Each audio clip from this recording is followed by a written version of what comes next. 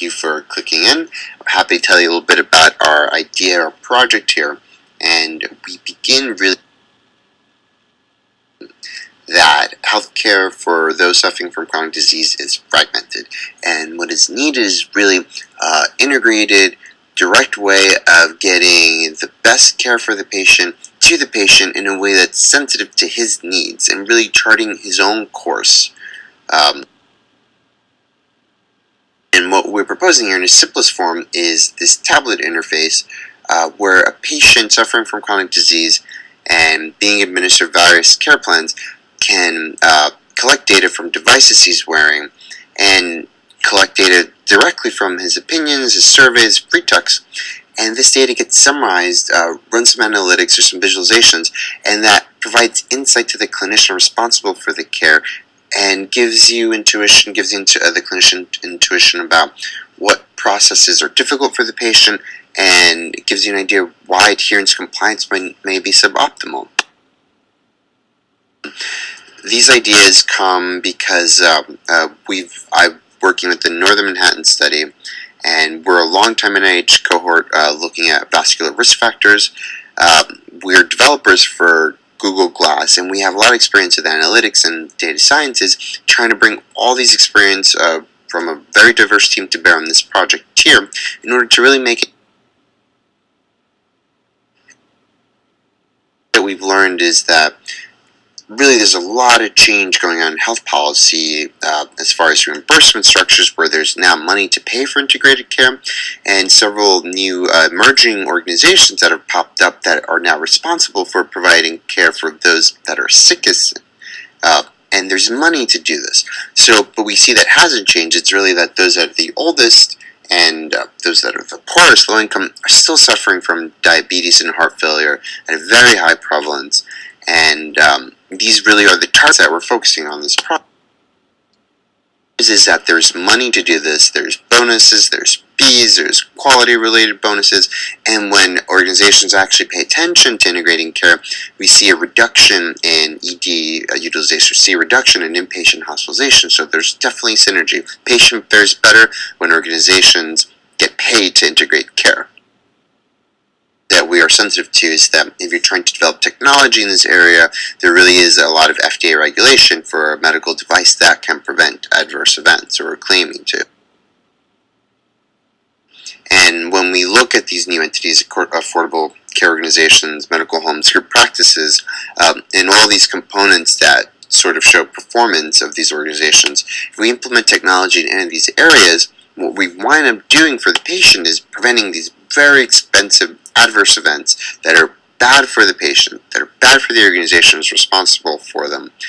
But when we successfully integrate care, we actually bring about medical savings for the organization, and we actually have a better quality of life for the patient. So there's a definite synergy that we're trying to tap into.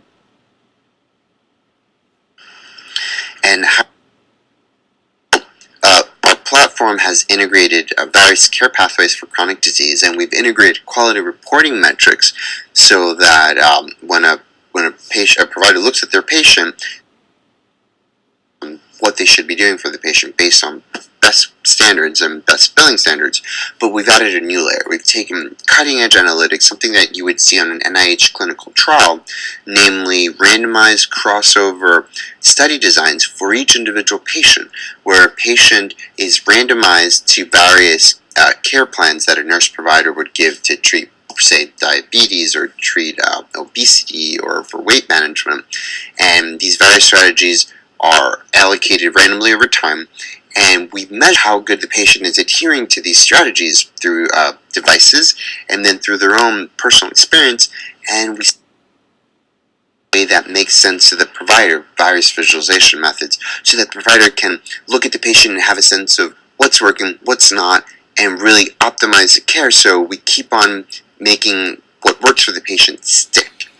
And we do something back for the patient as well too. They're holding this app, so we actually summarize their schedule of interdisciplinary team appointments, what happens next to them, their medical history, so that they're a larger player within their own health. This is important. If you educate the patient and get them involved, you have better adherence. So we're really targeting the whole milieu for Just a little bit about how randomized adaptive trials work for this case is you have a patient on the left that normal patient, normal care, and then they go through this series of allocation to various treat for weight control, for glucose control, for various of the risk factors cited by the American Heart Association, and we get their feedback. We see how they perform, we see how their metrics change, and the clinician evaluates. So then this goes right back in there, and the ones that tend to be working, have higher performance, we reassign them again in this factorial combination approach. So then they keep on cycling through until the end. On the right, you have a patient where they're adhering to strategies that work for them. We're seeing the changes that we want in their risk factor metrics, and then we're actually experiencing the reduced mortality, reduced vascular events, and reduced hospitalizations, which helps everyone.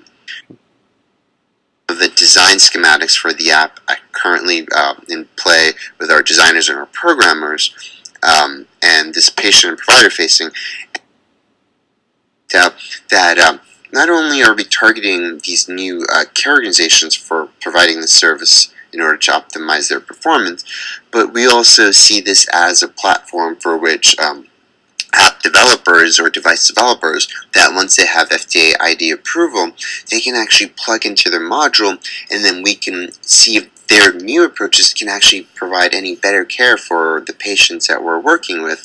So this is a format to generate data for those seeking to go through FDA ID approval. This is a randomized trial, so the data is very strong. And at the end of the day, this tablet is facing the patients. We think we can offer them perhaps information about health plans, about medical services or medical products that they might need and use. So what we see as the end result through this platform is optimal care for the patient and greater cost efficiencies for organizations that are responsible for these patients, these new organizations. We're thinking about the future.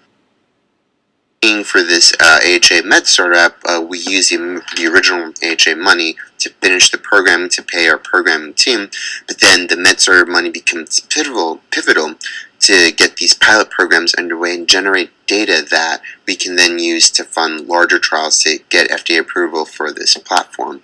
We're writing grants concurrently, AHRQ and various academic private sector grants, such that we have enough data to make a case for this platform and to prove that this protocol actually does make a difference in care and can prevent adverse vascular events. We hope we were able to share some ideas and that this project gains merit from the committee. Thank you so much, and we look forward to hearing from you. Have a great day.